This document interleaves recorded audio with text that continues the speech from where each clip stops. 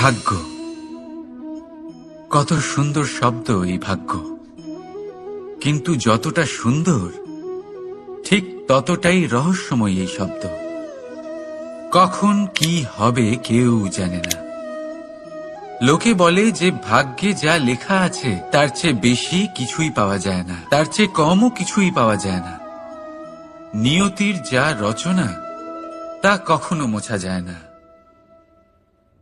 কিন্তু কেউ এইটা বোঝে না যে নিয়তি আপনার কর্মের দ্বারা বদলায়। যদি আপনি শুভ চিন্তা করেন, শুভ কর্ম করেন, তাহলে নিয়তি আপনার সাথে খারাপ কিছু হতেই দেবে না। কখনো আকাশে পাখিদের দেখুন, তারা কখনো ভাগ্যের উপর নির্ভরশীল হয় না। যতই ঝড় আসুক, যতই তীব্র হাওয়া দিক, ঘুরতে থাকে, একটা জিনিস জড়ো করে নিজের সৌভাগ্য, নিজের বাসা নিজেই তৈরি করে। নিজের সন্তানের জন্ম দেয়, তাকে লালন পালন করে, নিজেই তাকে উড়তে শেখায়, কখনোই ভাগ্যের উপরে নির্ভরশীল হয় না সে। এই বিষয়টা আমাদেরও শিখতে হবে। তাই মনে রাখবেন, আপনার ভাগ্য নিয়তির লিখন নয়। আপনার ভাগ্য তাই যেটা আপনি দিনের পর দিন আপনি নিজেই লেখেন। কিছু নিজে পরিশ্রম করে, কিছু নিজের ভাবনার জোরে। রাধা রাধা। মানুষের স্বভাব হলো যে সে সবসময় নিজে বলতে চায়, কারুর কথা শুনতে চায় না। কিন্তু তার এই স্বভাব তাকে এক বিশাল বড় জ্ঞানের থেকে দূরে সরিয়ে রাখে, সামনের মানুষের ব্যক্তিত্বের জ্ঞানের থেকে দূরে। তাই যদি আপনি কাউকে চিনতে চান, কাউকে বুঝতে চান, তাকে থামাবেন না, শুধু বলতে দিন। কারণ একজন ব্যক্তির ব্যক্তিত্ব লুকিয়ে থাকে তার কথার মধ্যে, আর তার আসল পরিচয় লুকিয়ে থাকে তার শব্দের পেছনে। বলতে দিন, আস্তে আস্তে আপনি সব বুঝতে পারবেন। এটাই তফাৎ হলো একজন সাধারণ মানব আর একজন মহামানবের মধ্যে। এক যে কাউকে বলতে দেয় না, আর এক যে সবার কথা শুনে। তাহলে সিদ্ধান্ত আপনার, আপনি কি সাধারণ হতে চান না অসাধারণ? কারণ এই ভবিষ্যৎ আপনার। রাধা রাধা। ভাগ্য আর কর্ম, এই দুই এমন শব্দ যাকে ঘিরে সমগ্র সংসার। কেউ বলে আমার ভাগ্যে এটা ছিল না, যা পেলে আমার জীবন অন্যরকম হতো। কেউ বলে আমার গত জন্মের কর্ম নিশ্চয়ই এমন ছিল, যে কারণে এই জন্মে এরকম ভাগ্য পেয়েছি আমি। এই সব বাদ দিন আর একবার শান্ত চিত্তে ভাবুন। আপনি বুঝতে পারবেন যে ভাগ্য আর কর্ম এই দুই এই জন্মের। তফাৎ শুধুমাত্র এটাই যে যদি ভাগ্যের কথা বলা হয়, তাহলে আপনি এই ভাগ্যের থেকে যত বেশি আশা করবেন তত বেশি নিরাশ হবেন আপনি। কারণ এই আশা আপনাকে কর্ম করা থেকে আটকায়। যদি কথা বলা হয় কর্মের, তাহলে নিজের কর্মের প্রতি যত বিশ্বাস রাখবেন তত বেশি সফলতা আপনার কাছে আসবে। তাই একটা কথা মনে রাখবেন, ভাগ্য আপনার কর্ম নির্ধারণ করে না, কিন্তু আপনার কর্ম আপনার ভাগ্যকে অবশ্যই নির্ধারণ করে। রাধা রাধা। এই সংসারে আলোর উৎস কি? সূর্য। এই সংসারে মিষ্টি জলের উৎস কি? নদী। এই সংসারে উচ্চতার প্রতীক কি হয়? হিমালয় পর্বত। আমরাও জীবনে এরকমই হতে চাই, সূর্যের মতো তেজস্বী হতে চাই, নদীর মতো পূজনীয় হতে চাই, হিমালয় পর্বতের মতো উচ্চতা লাভ করতে চাই। সব ঠিক আছে, কিন্তু তার জন্য আমরা কাজ কি করি? যদি এরকম আমরা হতে চাই, তাহলে সবার আগে সূর্যের মতো নিজেকে উজ্জ্বল করুন। সূর্যের সব থেকে বেশি আলো নিজের অন্তরে থাকে। নদীর মতো নিজের পথ নিজেই তৈরি করুন। পাথরের সাথে ধাক্কা খাওয়ার পরেও থেমে না যাওয়া শিখুন।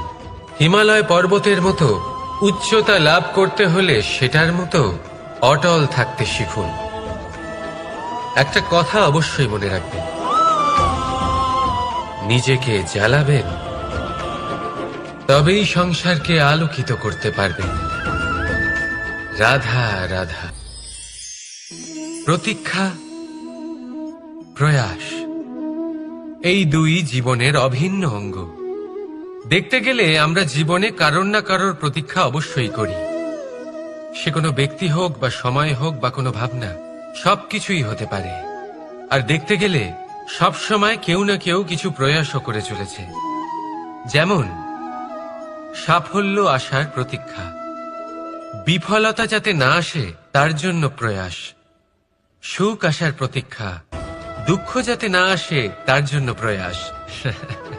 এবার প্রতীক্ষা আর প্রয়াসের মধ্যে এক ঘনিষ্ঠ সম্পর্ক রয়েছে, আর তা হল যিনি প্রতীক্ষা করেন তিনি ঠিক তাই পান যা একজন প্রয়াস করা ব্যক্তি পেছনে ফেলে আসে।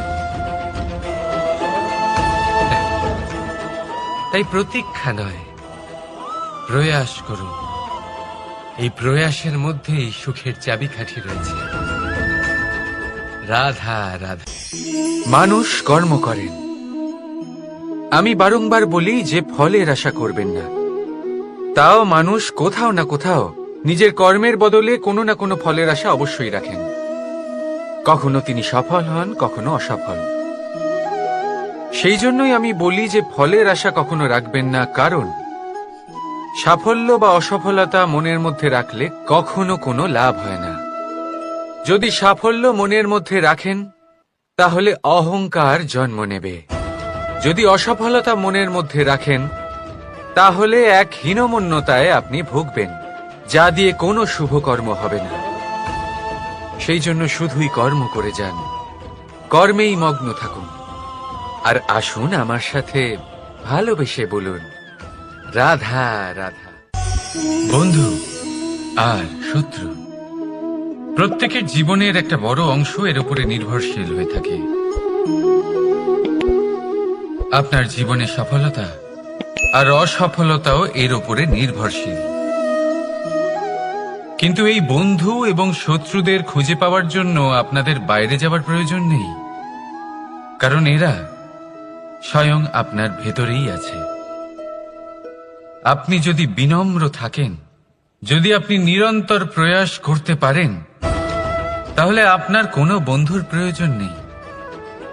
যদি আপনার মধ্যে অহংকার থাকে, যদি প্রতি কথায় আপনার মধ্যে ক্রোধ উৎপন্ন হয়, তাহলে আপনার শত্রুর কোনো প্রয়োজনই নেই। নিজের অন্তরের এই বন্ধু ও শত্রুকে চিনুন, আর আমার সাথে ভালোবেসে বলুন, রাধা রাধা। একে চিনতে পারলেন? একে কুঠার বলা হয়। আপনারা জীবনে কোথাও না কোথাও কোনো না কোনো রূপে এটা দেখেই থাকবেন। একটা ব্যাপার নিশ্চিত, এই কুঠার ছাড়া কোনো বৃক্ষকে কাটতে পারা সরল নয়। এবার আপনি কখনো এটা ভেবেছেন, এই কুঠার, এর এই অংশ, এর মুখটাই যদি না থাকে তাহলে কি হবে? এ শুধুমাত্র কোনো বৃক্ষই নয়, তার কোনো ডালও কাটতে সক্ষম হবে না। এবারে ভাবুন, এই শুকনো কাঠের হাতল এ আমরা কোত্থেকে পেলাম? কোনো এক বৃক্ষ থেকেই। সেই ডাল যাকে কেটে ফেলা হয়েছিল এক বৃক্ষকে কাটার জন্য, এই ডালই শস্ত্ররূপে প্রস্তুত। আমাদের জীবনে আমাদের প্রিয়জন, আমাদের আপনজন যখন সময় কখনো কখনো তাদের সঙ্গ না দেয়, যদি তারা দৈন্য দশায় থাকেন, তাহলে তাদের সঙ্গ কখনো ছাড়বেন না। ওনাদের প্রয়োজন শুধুমাত্র মনোবল, তা তাদের দিন। তাদের সাহায্য করা আপনার কর্তব্য। হয়তো তাদের সাথে থেকে আপনার কোনো লাভ হবে না, কিন্তু তাদের দূরে থাকাতে আপনার ক্ষতি অবশ্যই হতে পারে। সর্বদা সাহায্য করুন, সঠিক সময় আসলে তা আপনার সহায়ক অবশ্যই হবে। রাধা রাধা। আমাদের মধ্যে বেশিরভাগ মানুষেরই এই অভিযোগ থাকে যে মানুষ তখনই আমাদের স্মরণ করেন যখন সেই সময় আসে যখন আমাদেরকে প্রয়োজন হয়, যখন কোনো কাজ থাকে, যখনই এই সময় পেরিয়ে যায়, তাদের কার্যসিদ্ধি হয়ে যায়, তারা আমাদের থেকে দূরে চলে যান, ভুলে যান আমাদের। এবার এই বিষয়ে ভেবে খারাপ অবশ্যই লাগে। এই পরিস্থিতিকেই অন্য এক দৃষ্টিভঙ্গি দিয়ে দেখার চেষ্টা করুন। মনে রাখবেন, মানুষ প্রদীপের সন্ধান তখনই করেন যখন তার জীবনে অন্ধকার থাকে। আপনি প্রসন্ন হয়ে উঠুন, কারণ আপনার কাছে সেই সুযোগ আছে যে কারোর জীবনে প্রকাশের কিরণ আনতে পারছেন, কাউকে সঠিক পথ দেখাতে পারছেন, কারোর সহযোগিতা করতে পারছেন, এই পুণ্য অর্জন করতে পারছেন। কারোর থেকে কোনো আশা রাখার দরকার নেই। যার আপনাকে যতটা প্রয়োজন তাকে ততটাই সাহায্য করুন, ততটাই সবাইকে প্রেম বিতরণ করুন। আর এই প্রেমের ভাব নিয়েই আমার সাথে বলুন, রাধা রাধা।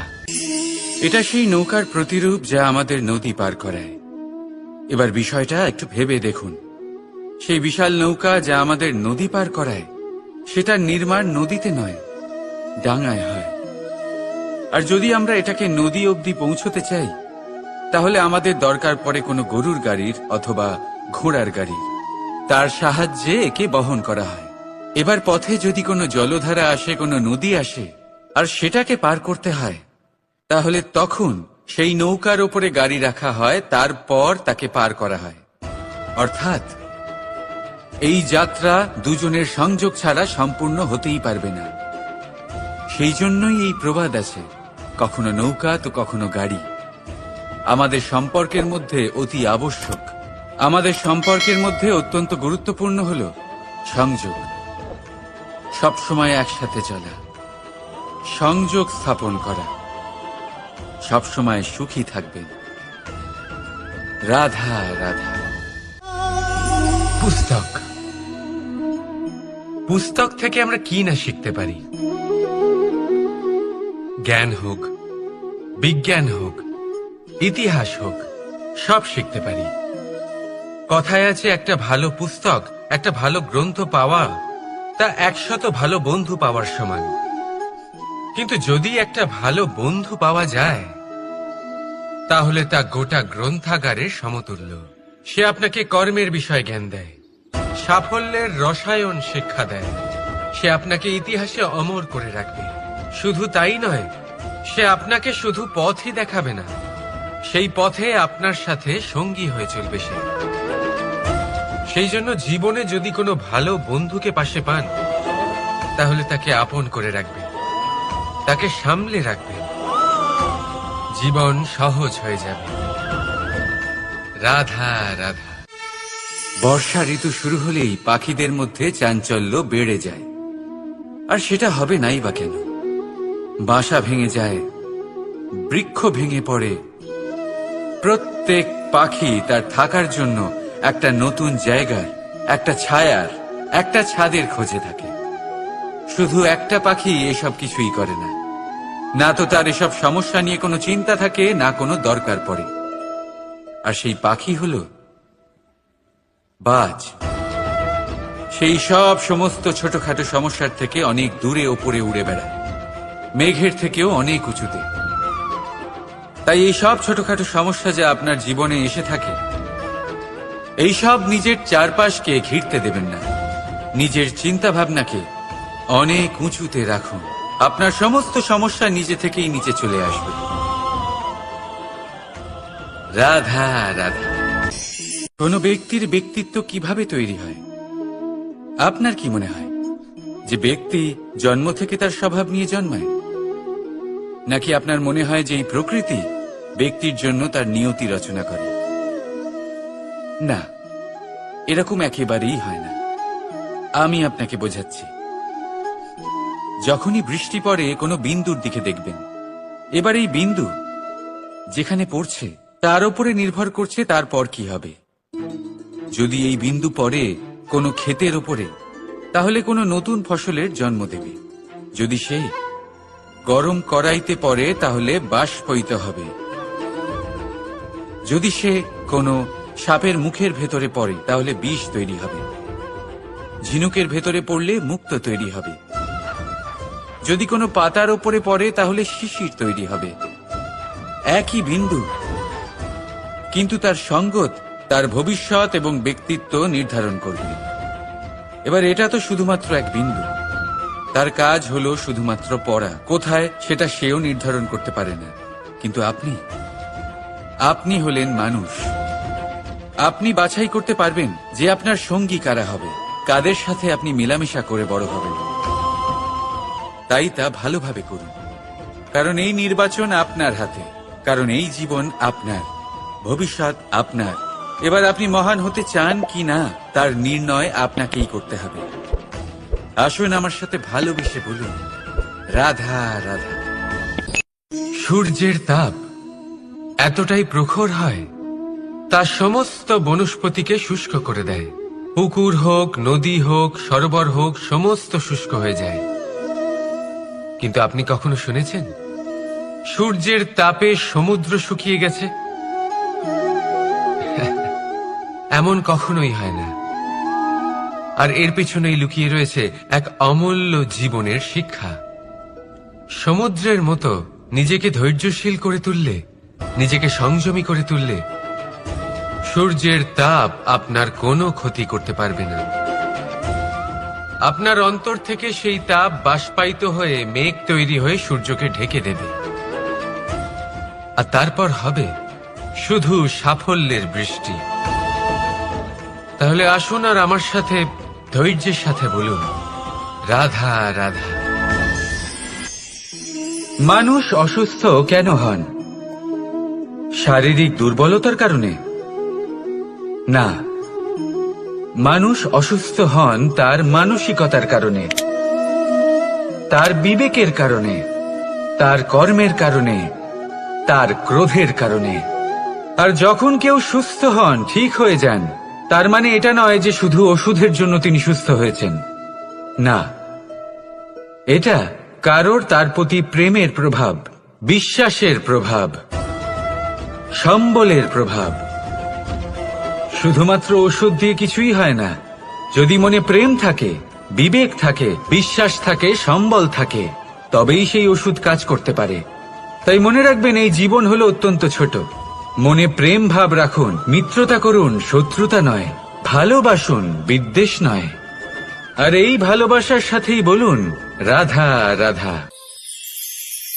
মানুষ জীবনে সব সময় চিন্তা করে, ভাবতে থাকে যে তার জীবনে কতই না সমস্যা।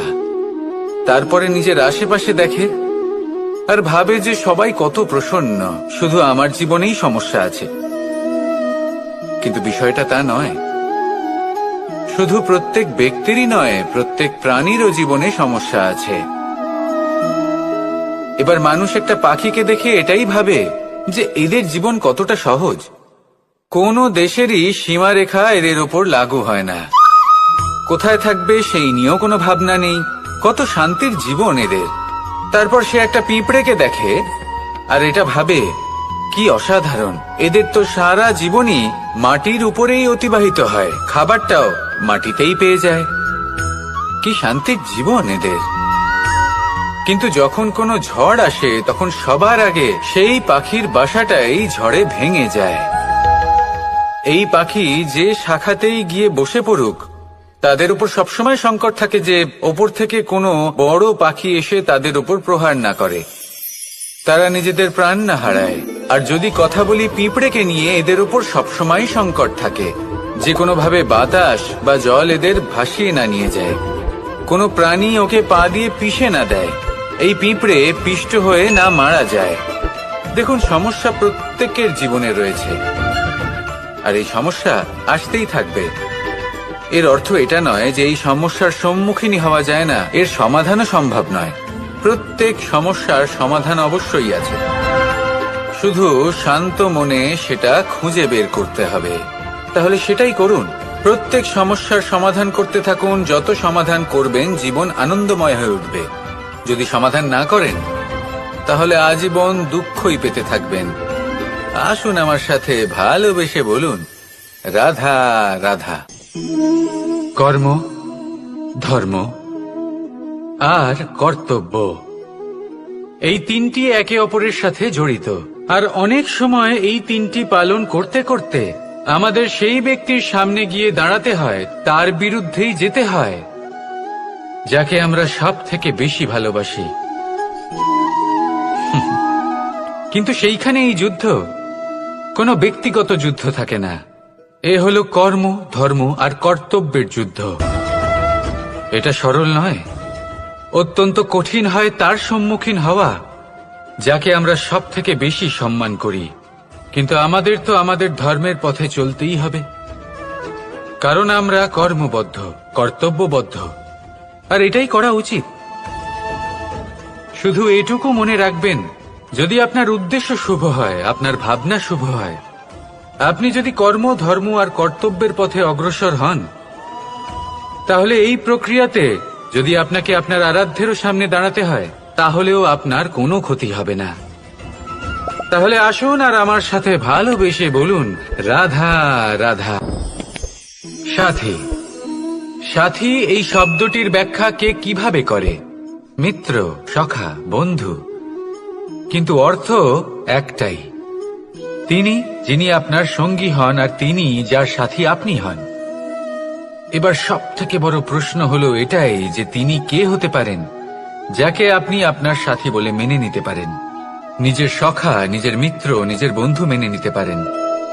আপনার সাথী হলেন তিনি যিনি দুঃখের সময় আপনার পাশে থাকবেন, আপনার হাত ধরে থাকবেন।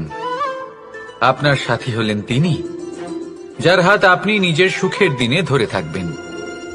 সেই সাথীরই হাত ধরুন যিনি দুঃখে সবসময় আপনাকে সাহায্য করার জন্য তৎপর হয়ে থাকেন, আপনার পাশে থাকেন, আর যাকে সুখের দিনে আপনি আপনার সাথে রাখতে পারেন। আর যখন আপনার সাথে আপনার এই সাথী থাকবে, তখন আপনি এটা বুঝবেন যে যখন জীবনে দুঃখ আসে, তখন এই দুঃখ কমে যায়, সবার মধ্যে ভাগ হয়ে যায়। আর যদি তখন সুখ আসে, তাহলে সেটা সবার উপস্থিতিতে আরো বেড়ে যায়। এটাই হলো প্রেম, এটাই হলো ভালোবাসা, এটাই হলো সঙ্গ, যেমন সম্পর্ক আমার আর রাধার মাঝে। তাহলে আসুন আর আমার সাথে ভালোবেসে বলুন, রাধা রাধা। মানুষ এক অত্যন্ত বিচিত্র প্রাণী, পরিকল্পনা করে, ষড়যন্ত্র করে, প্রচেষ্টা করে, কাউকে পরাজিত করার চেষ্টাও করে। সাপকে একটা দড়ি মনে করে হাতে চেপে ধরার চেষ্টা করে, কিন্তু একটা কথা বুঝতেই পারে না, সময়ের এই সাপ, এটা হাতে চেপে ধরাই যায় না। আর আপনি যা করবেন তা আবার ফিরে আসবে আপনারই সামনে। দেখুন, এতে কিছুই যায় আসে না যে আপনি কুম্ভকারের পুত্র নাকি কৃষ্ণের পুত্র। যদি আপনি অনুচিত কর্ম করেন, তাহলে আপনার সাথেও অনুচিতই হবে। অশুভ কর্ম করলে আপনার সাথেও অশুভই হবে। কুরু বংশ অত্যন্ত মহান বংশ ছিল। এই কুরু বংশ কি হলো তার সাথে? একটা গোটা বংশ বয়ে গেল, কারণ ওনাদের উদ্দেশ্য অশুভ ছিল। অন্যদিকে 5 জন বনবাসী পাণ্ডব মহাভারত বিজয়ী হলেন, কারণ তাদের উদ্দেশ্য শুভ ছিল। তাই মনে রাখবেন, শুভ অগ্নি প্রজ্বলিত করবেন, শুভ তাপ সঞ্চার হবে। অশুভ অগ্নি প্রজ্বলিত করবেন, নরকেই জ্বলতে হবে। তাহলে আসুন আর আমার সাথে ভালোবেসে বলুন, রাধা রাধা। জীবনে এমন কিছু কাজ রয়েছে যা আপনাকে একাই করতে হয়, আর এমন কিছু কাজ রয়েছে যা আপনাকে একসাথে মিলে করতে হয়, একজোট হয়ে, সঙ্গবদ্ধ হয়ে। এবার সঙ্গবদ্ধ বলতে কি বোঝাতে চাইছি? আমি তাদের কথা বলছি না যারা বাস্তবিকভাবে একে অপরের সাথে কাজ করেন। আমি তাদের কথা বলছি যারা একে অপরের থেকে দূরে থেকেও একে অপরকে বিশ্বাস করেন। আমি আগেও বলেছিলাম, সমস্ত বিশ্বের আশা বিশ্বাসেই বসবাস করে, তাই না? তাই যেখানে সমস্ত বিশ্ব আছে, সমস্ত সংসার আছে, সেইখানেই বিশ্বাস রয়েছে। তাই আপনার আশেপাশে এমন দল সঙ্গবদ্ধ করুন যাদের আপনার উপর বিশ্বাস আছে আর যাদেরকে আপনি বিশ্বাস করতে পারেন। তাহলে আসুন আর আমার সাথে ভালোবেসে বলুন, রাধা রাধা। আমরা যে মানুষকে চাই, যাকে আমরা ভালোবাসি, তাকে একটা উপহার অবশ্যই দিতে চাই। এমন এক উপহার যা ওনার ভালো লাগবে, যা শ্রেষ্ঠ হবে, অতি প্রিয় হবে, বহুমূল্য হবে, বা বলতে পারেন মূল্যবান হবে। তাই আমরা কি করি? আমরা বাজারে যাই, তার জন্য স্বর্ণ, আভূষণ, হিরে, মুক্ত এইসব নিয়ে আসি। কিন্তু এটাই কি সর্বশ্রেষ্ঠ উপহার? কখনোই নয়। সর্বশ্রেষ্ঠ উপহার হলো স্বাধীনতা, তাকে নিজের মনের মতো বাঁচার স্বাধীনতা। যদি আপনি কাউকে স্বাধীনতা না দিতে পারেন, তাহলে সে কোথাও না কোথাও বন্দী হয়ে যায়, তার বিকাশ কোথাও না কোথাও আটকে যায়। কিন্তু যদি আপনি কাউকে স্বাধীনতা দিতে পারেন, তাহলে আপনি দেখবেন ও সমস্ত সংসারকে, এই জীবনকে নিজের দৃষ্টিভঙ্গি দিয়ে দেখবে, বুঝবে যে কোনটা হলো উচিত আর কোনটা হলো অনুচিত। আর এটাই হলো সর্বশ্রেষ্ঠ। আর এবার যদি কাউকে স্বাধীনতার মাধ্যমে এত বড় একটা শক্তি দিতে পারেন, তাহলে আপনি আমাকে বলুন, এর থেকে বড় উপহার আর কি হতে পারে? আসুন আর আমার সাথে ভালোবেসে বলুন, রাধা রাধা। পিতা আর পুত্রের সম্পর্ক অত্যন্ত মধুর হয়ে থাকে। পিতা স্বপ্ন দেখেন, তাকে পূর্ণ করার সকল সম্ভাব্য চেষ্টা করেন, কিন্তু তাও অনেক সময় ওনার স্বপ্ন অপূর্ণ থেকে যায়। তখন পিতা ভাবেন যে স্বপ্ন উনি পূর্ণ করতে পারেননি, ওনার সন্তান তা অবশ্যই পূরণ করবে। যে স্থানে উনি কখনো পৌঁছতে পারেননি, সেই স্থানে ওনার পুত্র অবশ্যই পৌঁছবে। পিতা নিজের সন্তানের ভবিষ্যৎ নিয়ে সেই স্বপ্ন দেখেন, আর যখন সেই সন্তান সামনে এগোতে থাকে, তখন তার দুঃখ হয় না, বরং গর্ব হয়। ওনার ভালো লাগে এটা দেখে যে ওনার সন্তান অনেক উন্নতি করছে। কিন্তু যখন সন্তান নিজের অভিভাবকের শক্তি দেখে, তার যশ দেখে হিংসা করতে থাকে, সমস্যা সেইখানেই শুরু হয়। সেই জন্য সকল সন্তানকে এটা মনে রাখতে হবে, দেখুন, পুত্র হবার সুবাদে, এক সন্তান হবার সুবাদে, এটা হলো আপনার অধিকার যে আপনি আপনার পিতার থেকে বেশি উন্নতি করবেন। আপনার পিতাও এটাই চান, কিন্তু সুস্থভাবে এটা করুন। একটা রেখা টেনে নিন, যাতে আপনি তাতে এগোতে পারেন, আর আপনার পিতার তাতে গর্ববোধ হয়, আর সেই বিষয়ে দুঃখ না হয় যে আমার সন্তান আমাকেই ছোট করার চেষ্টা করছে। ইতিহাস সাক্ষী রয়েছে, যে মানুষ অন্য কাউকে ছোট করার চেষ্টা করেছেন, সেই মানুষই ছোট হয়ে গেছেন। আর আমার মনে হয় না আপনি এটা চান, কারণ কোনো একদিন আপনিও কারোর পিতা হবেন। আসুন আমার সাথে ভালোবেসে বলুন, রাধা রাধা। প্রেম এই সংসারে এসেছিল এই সংসারকে প্রেমের শিক্ষা দেওয়ার জন্য, এই জীবনের সুখের অনুভূতি আসলে কি তা শেখানোর জন্য। কিন্তু যদি সত্যি কথা বলি, তো আমি নিজেই প্রতিদিন প্রেমের নতুন নতুন স্বরূপ দেখতে পাই, প্রেমের একটা নতুন অনুভূতি প্রত্যেক নতুন দিনে। আর তার কারণ হলো এই প্রেম অনন্ত, এ হলো দৈব। প্রেম হলো এই সংসারের সবথেকে বড় ঢাল এবং সবথেকে বড় অস্ত্র। এই প্রেম ছাড়া না কোনো ন্যায় হয়, আর না কোনো শাস্ত্র, না জীবন আছে, আর না অন্ত। এবার যদি এই প্রেম মনের মধ্যে বাস করতে শুরু করে, তাহলে কখনো কোনো সমস্যাই হবে না, আর যদি হয়েও থাকে, তাহলে তা স্থায়ী হবে না। এই প্রেম কি না করতে পারে? এই প্রেম সমস্ত সমস্যা মিটিয়ে ফেলতে পারে, আপনার মনের মধ্যে অহংকারকেও বিনাশ করে দিতে পারে, আপনাকে সাক্ষাৎ ঈশ্বরের সাথে দেখা করাতে পারে। তাই প্রেমের দ্বারা প্রয়াস করতে থাকুন, এই সংসারের প্রত্যেক মানুষকে, প্রত্যেক বস্তুকে, প্রত্যেক জীব জন্তুকে ভালোবাসবেন। আর এই প্রেমের দ্বারাই বলুন, রাধা রাধা। মানুষের জীবনে স্বচ্ছতার একটা আলাদা গুরুত্ব আছে। যদি আপনি নিজেকে স্বচ্ছ রাখেন, তাহলে আপনার নিজেরও ভালো লাগবে, সামনের ব্যক্তিরও ভালো লাগবে, একটা অন্যরকম প্রভাব পড়বে। কিন্তু একজন শ্রেষ্ঠ ব্যক্তি কিভাবে হয়ে ওঠা সম্ভব? যার মধ্যে গুণ আছে, শিক্ষা আছে, শুভ চেতনা আছে, যিনি সৎকর্ম করেন। কিভাবে হব সেই ব্যক্তি যার মধ্যে জ্ঞান আছে? শুধুমাত্র স্বচ্ছ থাকলে তো তা হওয়া সম্ভব নয়। প্রথমে আপনাকে বুঝতে হবে যে মানুষের মধ্যে 4টি মূল তত্ত্ব আছে। প্রথম হলো তার শরীর, যার দ্বারা উনি যে কোনো কর্ম করে থাকেন। দ্বিতীয় তত্ত্ব হলো তার মন, যার দ্বারা কোনো কর্ম করার জন্য সে নিজেকে প্রেরণা দিতে থাকে। তৃতীয় তত্ত্ব হলো বুদ্ধি, যে কর্ম আমরা করতে চাই, যে লক্ষ্যে আমরা পৌঁছতে চাই, সেটা আমরা কিভাবে কোন পথে করব সেটা স্থির করা যায় বুদ্ধি দিয়ে। আর চতুর্থ তত্ত্ব হলো আত্মা। আত্মা হলো এমন এক তত্ত্ব যার কোনো সমাপ্তি নেই। আত্মা হলো অজয়, কিন্তু এরও শুদ্ধিকরণের প্রয়োজন হয়। এই 4টি তত্ত্বের শুদ্ধিকরণ করতে থাকুন, এতে নির্মল রাখুন, শুদ্ধ রাখুন। এবং এটা কিভাবে হবে?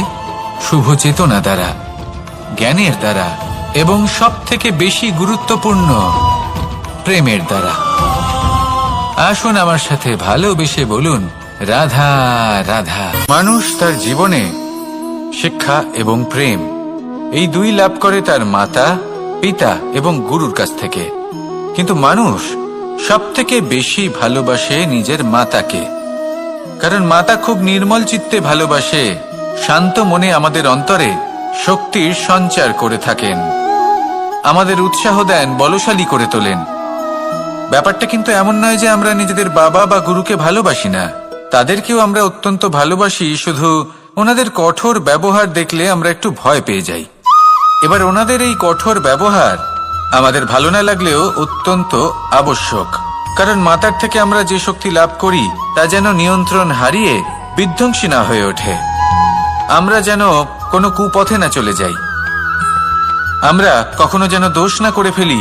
শুধু সেই জন্য পিতা এবং গুরু একটু কঠোর হয়ে ওঠেন, এবং ওনাদের এই কঠোর আচরণ ভবিষ্যতে গিয়ে আমরা অবশ্যই বুঝতে পারি। জীবনে কিছু বছর আমরা এগিয়ে যাই আর তারপর আমরা বুঝতে পারি যে বাবা এবং গুরু আমাদের যথেষ্ট ভালোবাসতেন, কিন্তু ওনাদের ভালোবাসার বহিঃপ্রকাশ আলাদা। প্রয়োজনীয় হলো এটা দেখার, এটা বোঝার যে শুরু থেকে আমাদের প্রতি ওনাদের আচরণ কেমন ছিল। ওনাদের কঠোর হওয়ার পেছনে ওনাদের ভালোবাসাটা বোঝার চেষ্টা করুন, ওনাদের চিন্তাটা বোঝার চেষ্টা করুন, ওনাদের পথপ্রদর্শনের আড়ালে আপনার ভবিষ্যতের জন্য যে পরিকল্পনা ওনারা করেছেন সেটা বোঝার চেষ্টা করুন। তখন আপনারা বুঝতে পারবেন ওনাদের ভালোবাসাকে।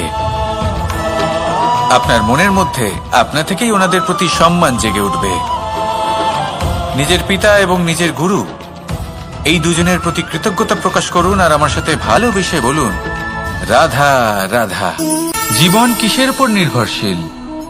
ধনের ওপর, বৈভবের ওপর, নিঃশ্বাসের ওপর? না, এই জীবন নির্ভরশীল বিশ্বাসের ওপর। বিশ্বাস নিজের ওপর, বিশ্বাস আমাদের আপনজনের ওপর। কিন্তু যখন এই বিশ্বাস ভেঙে যায় তখন মানুষের মনও ভেঙে যায়, আর তারপর সে অন্য কিছু করতেই পারে না। তখন কি করা যেতে পারে? 3টে কাজ আছে যা আপনি করতে পারেন। প্রথম, ভালোবাসা। যাকে আপনি ভালোবাসেন, যারা আপনাকে ভালোবাসে, ভুল যারই হোক না কেন, তার কাছে ক্ষমা চাইতে কখনোই সংকোচ বোধ করবেন না। দ্বিতীয় হলো বিশ্বাস। যারা আপনাকে ভালোবাসেন, আপনাকে বিশ্বাস করেন, তাদের বিশ্বাস কখনো ভাঙবেন না। তৃতীয় হলো আশা।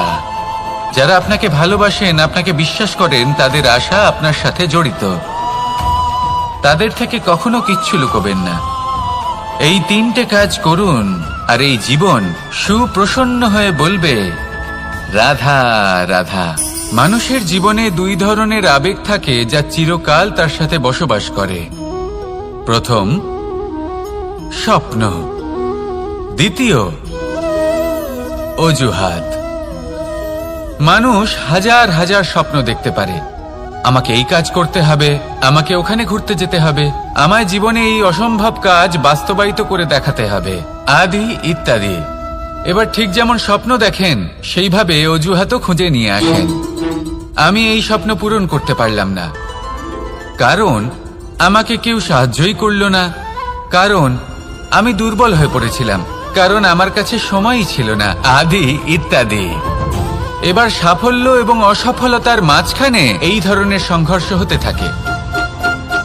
সাফল্য তখন লাভ করা সম্ভব যখন আপনার স্বপ্ন আপনার অজুহাতের থেকে অনেক বড় হয়, আর অসফলতা তখন পাবেন যখন আপনার অজুহাত আপনার স্বপ্নের থেকে অনেক বড় হয়। আপনি যদি সাফল্য লাভ করতে চান তাহলে চেষ্টা করতে থাকুন, পরিশ্রম করুন। যদি অসফল হন তাহলে ভয়ভীত হওয়ার কোনো প্রয়োজন নেই। নিজের ভুল বুঝুন, তাকে শুধরে নিন, আবার চেষ্টা করুন। কিন্তু যদি নিজের জীবনে অজুহাত নিয়ে আসেন তখন স্বপ্ন কখনো পূরণ হবে না। আসুন আমার সাথে ভালোবেসে বলুন, রাধা রাধা। ভয়ের সাথে আমরা সবাই পরিচিত, কষ্টও আমরা সবাই পেয়েছি। কখনো কখনো আমরা অসুস্থ হয়ে পড়ি, আর এমন সময় হলে মাতার মমতা, কখনো বাবার স্নেহ, কখনো বন্ধুদের পাশে থাকার অনুভূতি আমাদের রোগ নিরাময়ে সাহায্য করে। কখনো যদি আমরা নিরাশ হয়ে পড়ি, তখন যদি আমাদের কোনো আপনজন আমাদের দুটো ভালো কথা বলে, তখন আমাদের মনোবল বেড়ে যায়। ঠিক তেমন সংসারের এই রঙ্গমঞ্চে যদি আপনি পীড়িত অনুভব করেন, কিছু শুভ কথা আলোচনা করুন, কিছু স্তুতি গান করুন, কিছু মুহূর্তের জন্য হলেও নিজের ইষ্টদেবের কথা স্মরণ করুন আর প্রার্থনা করুন।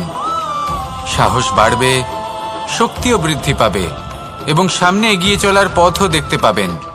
তখন এই মন প্রসন্ন হয়ে বলবে, রাধা রাধা।